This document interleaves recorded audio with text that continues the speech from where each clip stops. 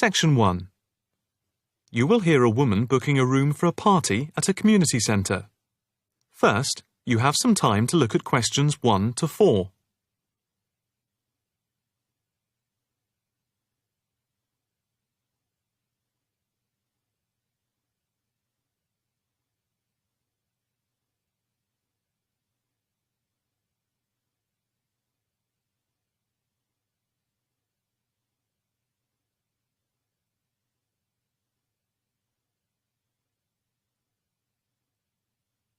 You will see that there is an example which has been done for you. On this occasion only, the conversation relating to this will be played first. Hi, good morning. My name's Pete. How can I help you? Hi, my name's Maria Lincoln. I understand you hire out rooms in the community centre as venues for parties? The woman's first name is Maria. So, Maria has been written in the space. Now, the test will begin. You should answer the questions as you listen, because you will not hear the recording a second time. Listen carefully and answer questions 1 to 4. Hi, good morning. My name's Pete. How can I help you? Hi, my name's Maria Lincoln. I understand you hire out rooms in the community centre as venues for parties? Yes, we do. We've various sized accommodation. It depends on what you're looking for, really. We're looking to hold a party, a children's birthday party, and we need a room that will hold about 70 people, with space for a small disco area, games, dancing, and food. Well, we have a large room, and it would certainly hold at least 100 people comfortably. It's used a lot for parties and things like that. That sounds as if it might be suitable. I've tried various venues, and they're either booked up or they don't hold enough people. Can you tell me when you were thinking of holding the party? I know it's short notice, but we wanted to hold it Saturday week. That's September 15th. Let's have a look. Yes, you're in luck. The Mandela Suite is free then. I'll just write that down. Mandela. And the time. When were you thinking of holding it? In the afternoon, from 3:30 p.m. to 9 p.m. Yes, okay. There's no smoking on the premises, and we're only licensed to have soft drinks. Oh, that's okay. I think I'm happy to go ahead. Before you hear the rest of the conversation, you have some time to look at questions 5 to 10.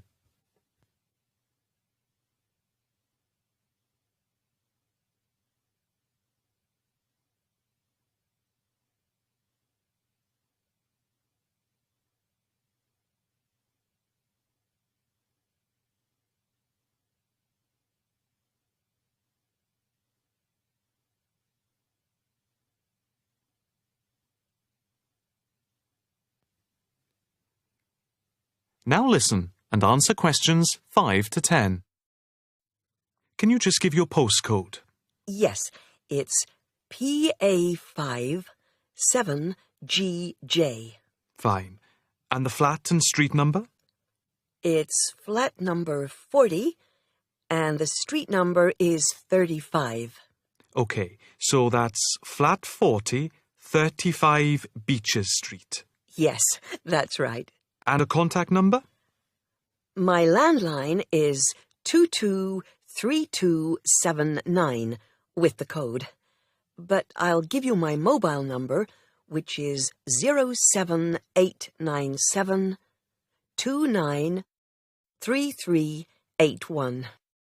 Okay, 293381. Can you tell me how much it will cost? It's quite reasonable, actually. It's £115 for the hire of the room, with tables and chairs. But if you want to hire disco equipment, we've got a basic system with speakers and other equipment for £25. But there's no technician around in case anything goes wrong. And, of course, it's optional. That would save us carting something from home, but Maybe we should bring a spare sound system just in case. We've never had any problem with the system, but you might not want to take any chances. What about catering? Well, we had thought of getting everyone bringing something. We have someone who can do catering for £9 a head, including the cake if required. That's handy, but it's a lot as we have a fairly tight budget. So, you want to go ahead with the booking? Yes, certainly. OK. I need to take a deposit of £30, which is refundable. The balance needs to be paid 2 days before the event at the latest. Fine. You can cancel up to 2 days before, but after that you lose the deposit. We don't intend to cancel, but is there any insurance we can take out? Yes, there's a form here somewhere. How much? It's, let me see. It's only £9 for the 24-hour period, and that covers you for cancellation, damage, and injury. Well, at least we'd better have a look at it. How would you like to pay the deposit? Cash. I'll just give you a receipt. There you are. 10, 20, 30. £30. Maria Lincoln. Thank you very much. I'm really glad I found somewhere. We have been trying to book a place for the past 2 weeks, so thank you again, and bye for now. That is the end of section 1. You now have half a minute to check your answers.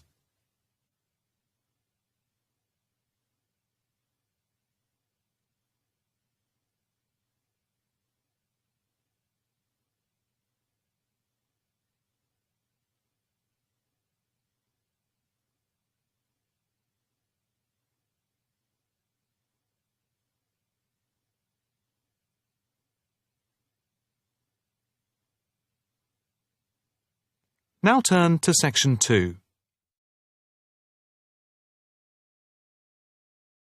Section 2. You will hear a talk on the radio about grass roofs. First, you have some time to look at questions 11 to 13.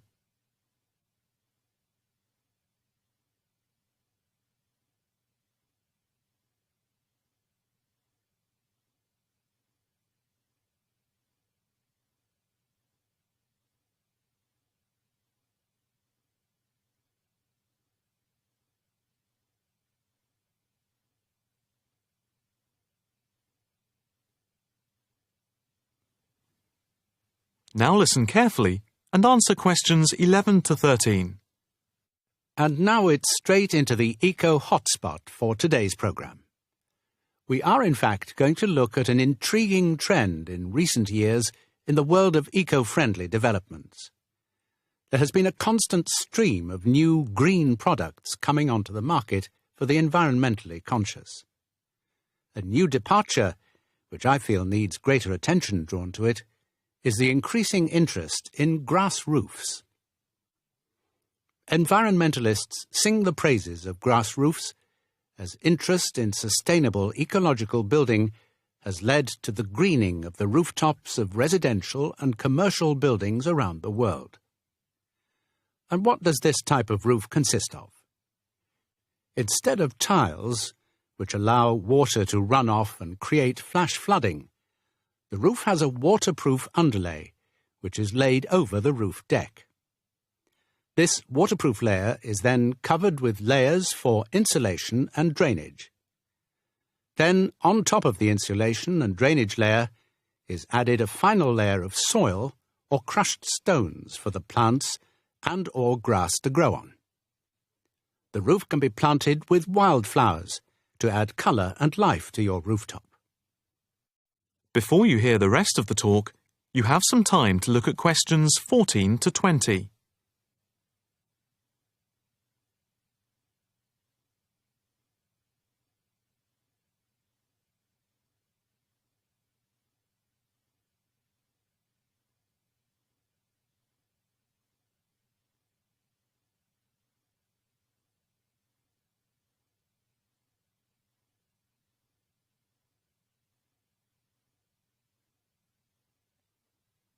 Now listen carefully and answer questions 14 to 20.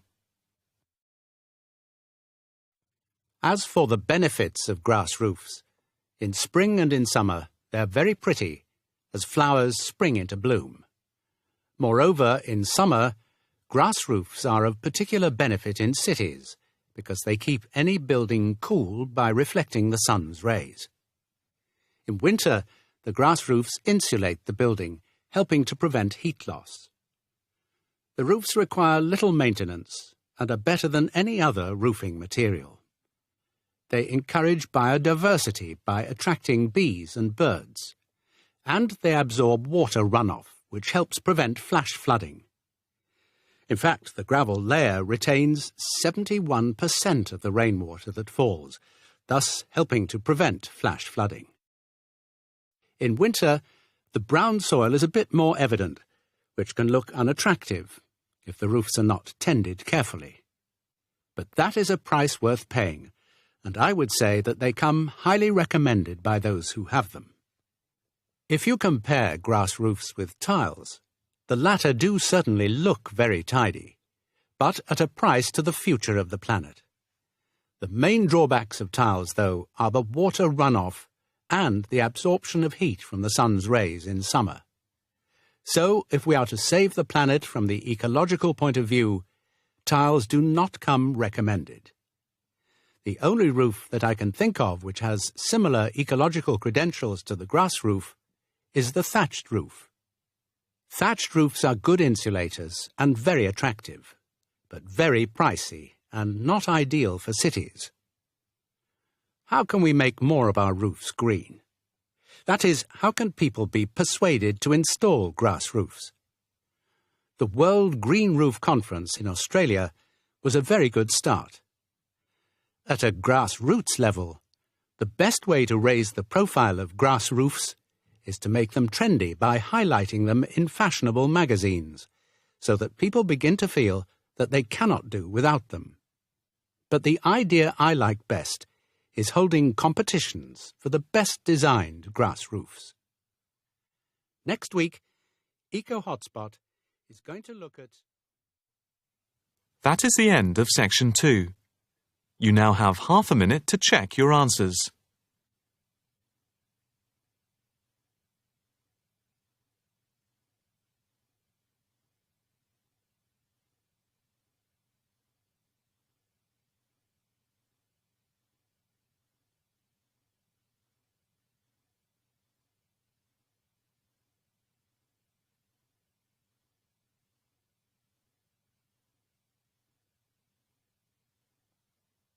Now turn to Section 3.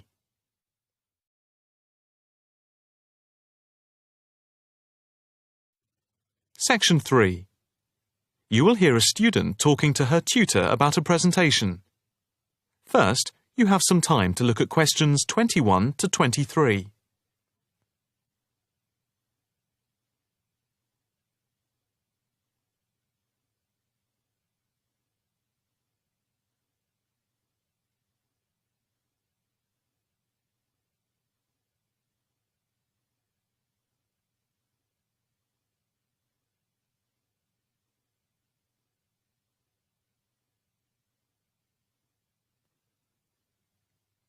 Now listen carefully and answer questions 21 to 23. Excuse me, Dr. Owen, Oh, hello, Karen. Have you got a few moments? Yeah, sure. How can I help you?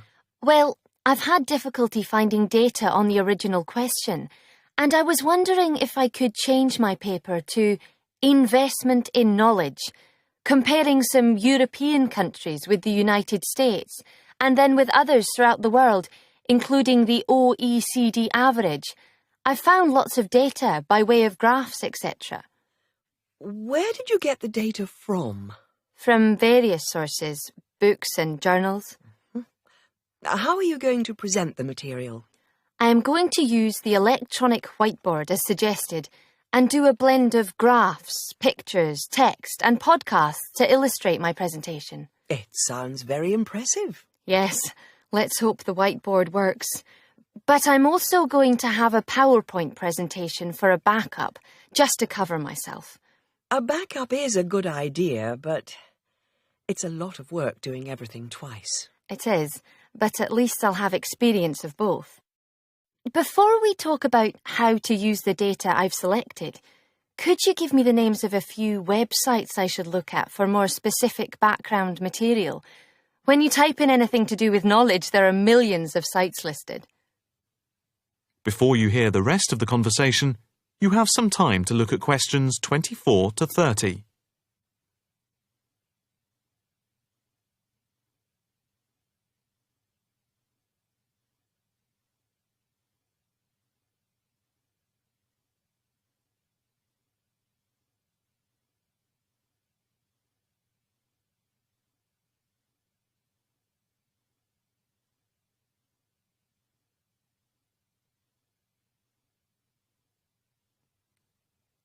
Now listen carefully and answer questions 24 to 30. Let's see. Oh, I'll print you off this list.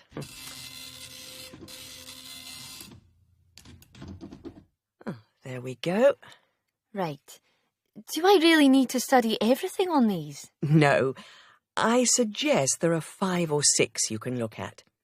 The one you have to go through is the IT department section on the university site, which is www.kmul.org. It has articles by all of us in the department and has links to useful information, so I think it is essential to look at this. OK, I've already been on it, but I'll tick that one as a must-read. And there's a site which is hosted by Pollock. It's investmentit.com. All you need to do is to skim the abstracts of the articles on the site. They'll give you a general idea about the effects of investment in knowledge. Yes, that sounds good. It cuts out having to read everything. What about this one? knowledgejournal.com. If I remember, it's not that useful. I would say that there are very few things that you need to read there. Then there's itknowledgereview.com. It's got loads of articles, but it's probably best just to read those that have come out in the last term or so. Do you have to subscribe? No, it's free from the university library. And another free journal online is itonline.com. I wouldn't say it's essential to read it, but it is beneficial. And so I think it is worth a look. If you think it's useful, there is no harm in looking at it. But nationalstatistics.com is worth looking at and trying out the links that it gives. I think these are probably enough to be getting on with. I think so. There's another thing I want to ask about. How much material should I use in my presentation? Avoid crowding the screen. If you have lots of information at one time, people will not be able to follow it and will just switch off. That's worth remembering. I've been in lectures where there was too much detail on the screen and it was impossible to read quickly. But what about visuals? Do you think it's okay to mix visuals and text? Visuals are very useful, but they must be relevant, or else people will get confused about what they mean and why they are there, and they won't pay attention to what you are saying. So be careful. From what I can see, you have the makings of a very good presentation. Thank you. That is the end of section 3. You now have half a minute to check your answers.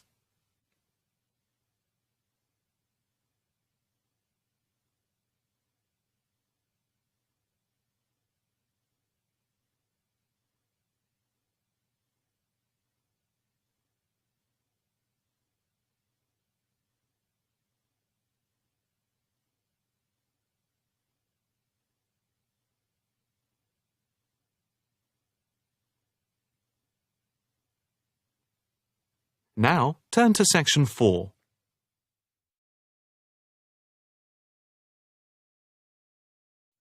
Section 4. You will hear a talk on the work of a printing department at a university. First, you have some time to look at questions 31 to 40.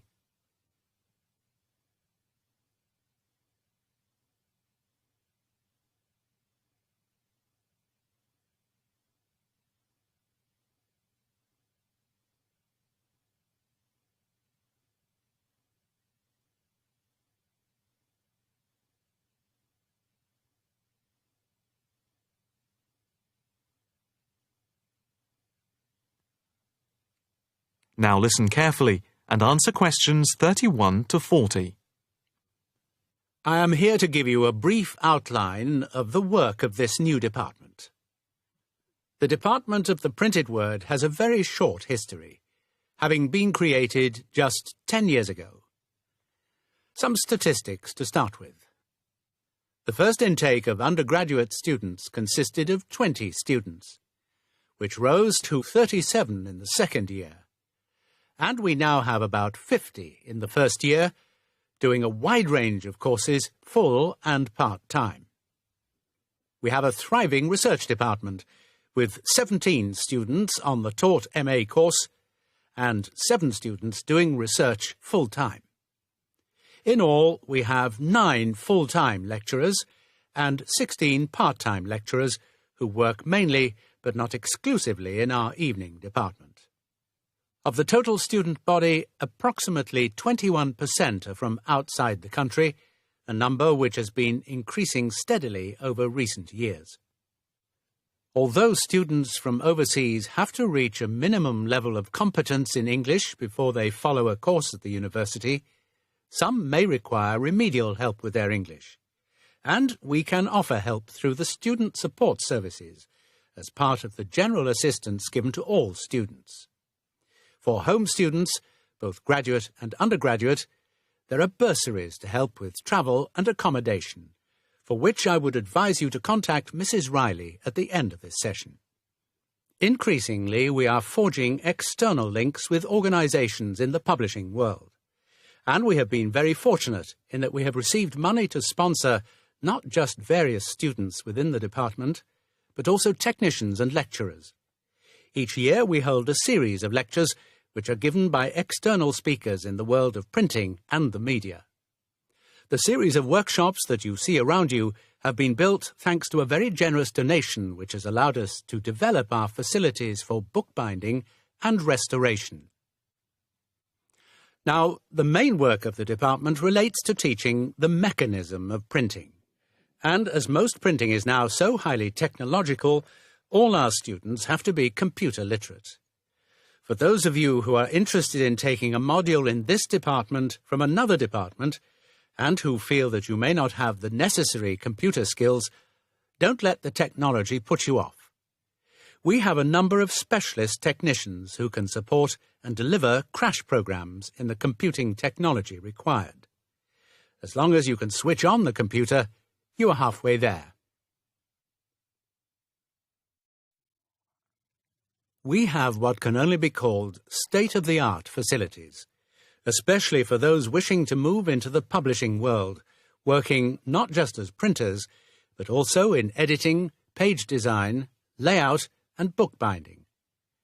With the extensive facilities we have for book restoration, some of our former students are now employed as expert book restorers and conservationists, skills which were once almost dying out.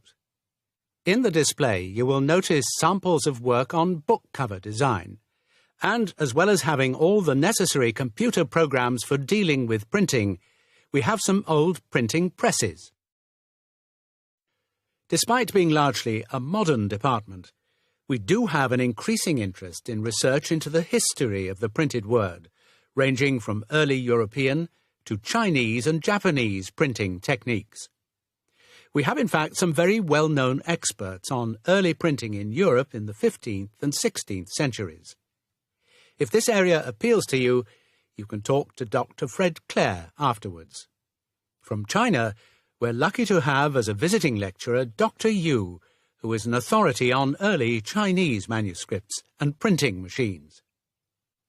If you are thinking about doing a module with us, or you are interested in doing research after you have finished your first degree, the person to talk to is Professor Clarkson, who will be able to give you all the details. For postgraduate research, you should really be thinking about applying now, even though we are only in December, as the department now attracts large numbers of people, and we always have many applications for each research position. That is the end of section 4. You now have half a minute to check your answers.